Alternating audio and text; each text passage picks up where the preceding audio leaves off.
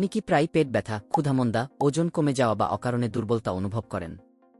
আপনার বাচ্চা কি রাতে দাঁত কাটে বা পায়ুপথে চুলকানি অনুভব করে? এগুলো কিন্তু শরীরে কৃমি হওয়ার লক্ষণ হতে পারে। শরীরে কৃমির সংক্রমণ কোনো বয়সের মানুষকেই ছাড়ে না।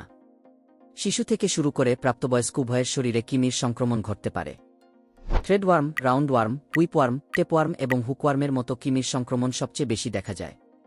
কিছু কৃমির ডিম, যেমন পিনওয়ার্ম ও থ্রেডওয়ার্ম, এতটাই সূক্ষ্ম যে খালি চোখে দেখা যায় না এবং বাতাসের মাধ্যমেও সংক্রমণ ছড়াতে পারে। এবার আসি মূল প্রশ্নে, কৃমি কেন হয়? কৃমি সাধারণত আমাদের অসচেতনতার কারণেই হয়। কৃমির ডিম খুব ছোট, চোখে দেখা যায় না, কিন্তু সহজেই শরীরে ঢুকে পড়ে। 1. অপরিষ্কার খাবার ও পানি।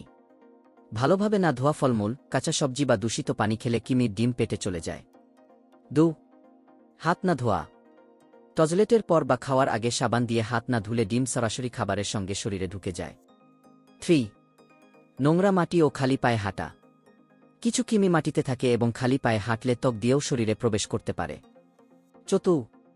আধাসিদ্ধ মাংস। ভালোভাবে রান্না না করা মাংসে ফিতা কৃমির লার্ভা থাকতে পারে। 5. নখ বড় ও অপরিচ্ছন্ন রাখা। নখের ভেতরে জমে থাকা ময়লার মাধ্যমে কৃমির ডিম পেটে যেতে পারে। কৃমি শরীরের জন্য কি ক্ষতি করতে পারে? শরীরে প্রবেশ করা কৃমি অন্ত্রে গিয়ে শরীরের প্রয়োজনীয় পুষ্টি শোষণ করে নেয়, যার ফলে রক্তাল্পতা, দুর্বলতা, ওজন কমে যাওয়া, হজমের সমস্যা, পেট ব্যথা, বমিভাব ও চুলকানি দেখা দিতে পারে। দীর্ঘদিন চিকিৎসা না নিলে কৃমির সংখ্যা বাড়তে থাকে, যা মারাত্মক জটিলতা সৃষ্টি করতে পারে। কিছু কৃমি যকৃত ও ফুসফুসে সিস্ট বা গুটি তৈরি করে, ফলে নিউমোনিয়ার মতো জটিলতা এবং মস্তিষ্কে পৌঁছালে স্নায়বিক সমস্যা হতে পারে। শরীরে কৃমির 5টি লক্ষণ। 1. অস্বাভাবিক ক্ষুধা বেড়ে যাওয়া বা কমে যাওয়া। কৃমি শরীরের ক্ষুধা নিয়ন্ত্রণ ব্যবস্থাকে ব্যাহত করে। এর ফলে কেউ ক্ষুধাহীন হয়ে পড়েন, আবার কেউ অস্বাভাবিকভাবে বেশি ক্ষুধা অনুভব করেন। 2. ওজন কমে যাওয়া ও সার্বক্ষণিক ক্লান্তি। কোনো ডায়েট বা ব্যায়াম ছাড়াই যদি ধীরে ধীরে ওজন কমতে থাকে এবং সব সময় ক্লান্তি অনুভূত হয়, তবে তা কৃমির সংক্রমণের লক্ষণ হতে পারে।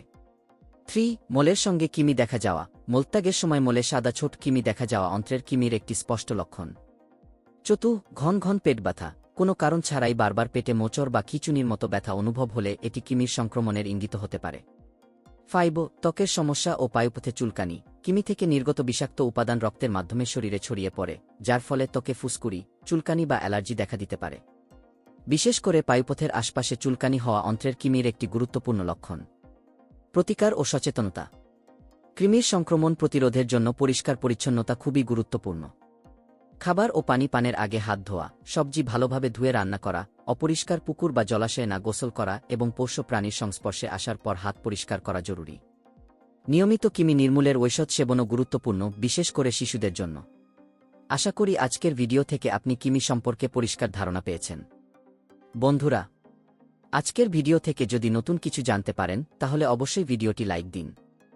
এমন আরও স্বাস্থ্য বিষয়ক ভিডিও পেতে চ্যানেলটি সাবস্ক্রাইব করুন এবং পাশে থাকা বেল আইকনে ক্লিক করুন।